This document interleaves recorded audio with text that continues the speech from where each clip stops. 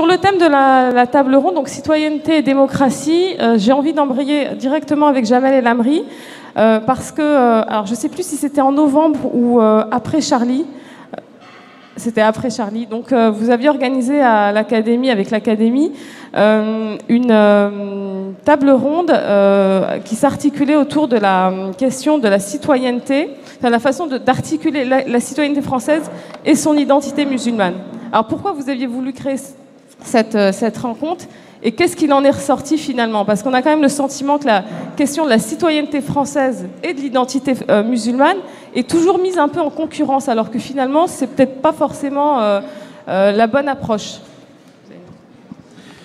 Alors bonjour tout le monde. Je tiens tout d'abord à remercier Dominique Régnier et toute l'équipe Fondapol pour cette invitation et également l'organisation de cet événement. Je remercie également toutes celles et ceux qui m'ont précédé et ceux qui passeront après moi, après nous. Nous avons effectivement organisé un événement juste après, très rapidement, juste après les événements du 7 janvier. Nous avions voulu poser effectivement la question de l'articulation entre l'identité spirituelle et l'identité citoyenne. Très souvent, on s'est rendu compte que de la part des musulmans comme de nos concitoyens, ces identités-là étaient mises en confrontation, en opposition.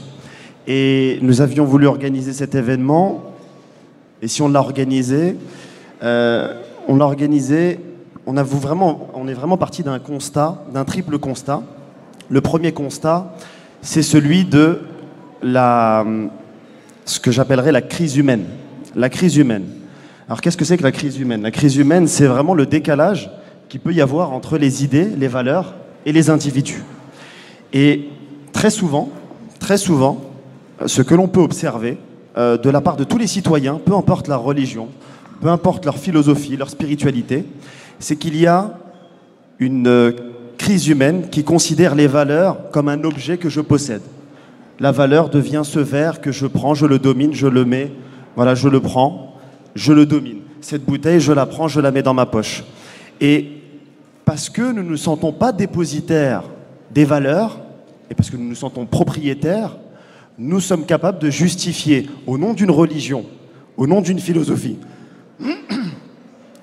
n'importe quelle suffisance et n'importe quelle insuffisance. Je donne des exemples concrets. Aujourd'hui, au nom des religions, on est capable de mener des guerres et de tuer des gens. Au nom de la philosophie des droits de l'homme, on est capable également de mener des guerres et de tuer des gens. C'est parce que nous ne sentons pas dépositaires, nous n'avons pas un rapport humble avec les valeurs, et parce que nous nous sentons propriétaires que nous nous permettons finalement d'instrumentaliser les valeurs. Et ça, c'est vraiment le premier constat que l'on fait, c'est cette crise humaine. Cette première crise humaine, elle est liée à une deuxième crise que j'appellerais la crise de la pensée. La crise de la pensée, effectivement, on a l'émergence d'un certain nombre d'idéologies où finalement, forcément, l'autre n'est jamais inclus dans ma réflexion. Effectivement, nous vivons une situation inédite.